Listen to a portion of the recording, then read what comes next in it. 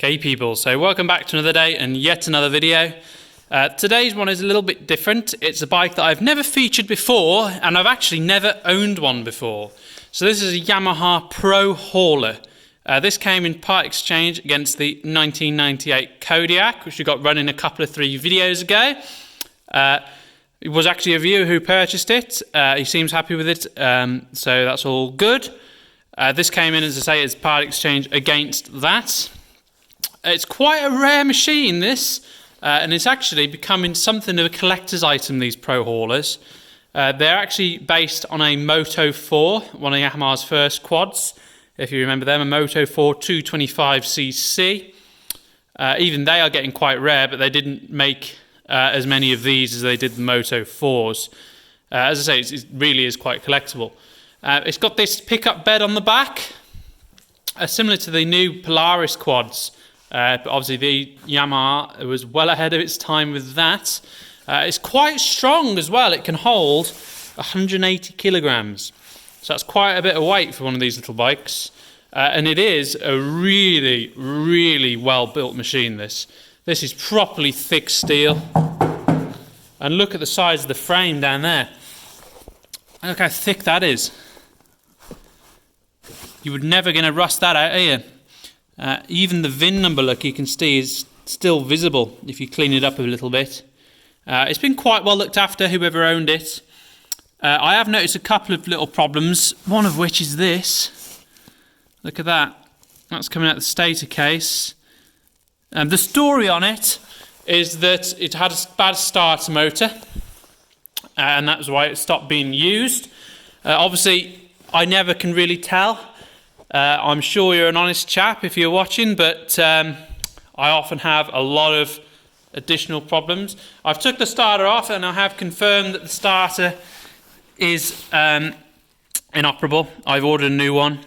That's coming from Italy, believe it or not, so that'll be here in around a week's time, hopefully, because the workshop's getting quite full now, as you can see, and I need to get some of these things out the door. But as I say, quite a rare machine, looks to have been fairly well looked after. They're only made in a few model years. I forget the exact range, but this particular one is a 1989. It's two-wheel drive only, not four-wheel drive. It's selectable, high and low range on it, like a Yamaha Big Bear Kodiak of a similar era, with reverse, 5-speed up and down. This is the handbrake on it, which is quite an unusual mechanism. You actually pull it out, similar to a car, and then to release it, you just turn it like so. So yeah, quite an interesting little machine. Obviously, it needs a seat cover on it. The seat foam is very poor. Whether that'll be recoverable, I'm not sure. So I've not investigated it too much. We've got the original carb on it by the looks of it, so that's always a nice little sign. The airbox screws are missing, but I'm not worried about that. That's fairly common. Let's see what we've got in the tank. Okay, so the tank is completely empty, so that's nice to see. We've got a tiny little minuscule battery on it, much smaller than it should be. Obviously, it should reach up to here, so that'll have to be changed. I highly doubt that I'd even start the bike. I mean, maybe when it was brand new, but it doesn't stand a hope in hell now.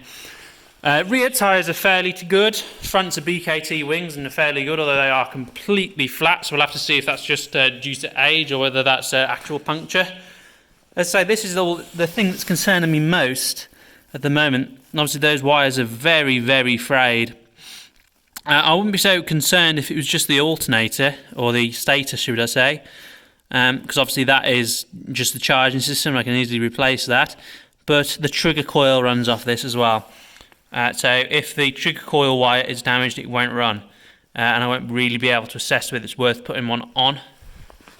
But as I say, he said it was a good runner before the starter went, so I can only go on what he's saying.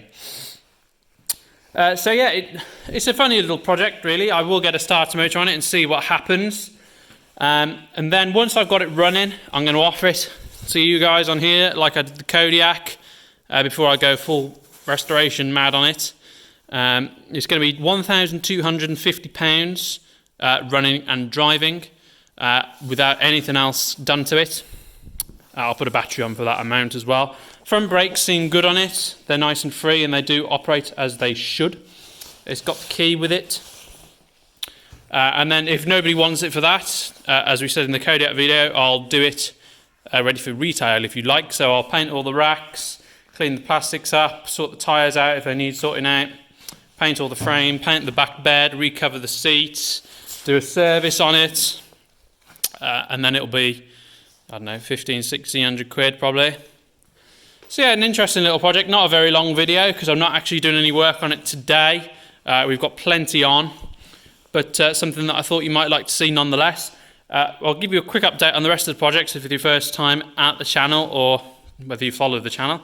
The KLF 300 is looking very, very poorly, but there is a reason for this. The rack is gone and the bull bar and the rear rack.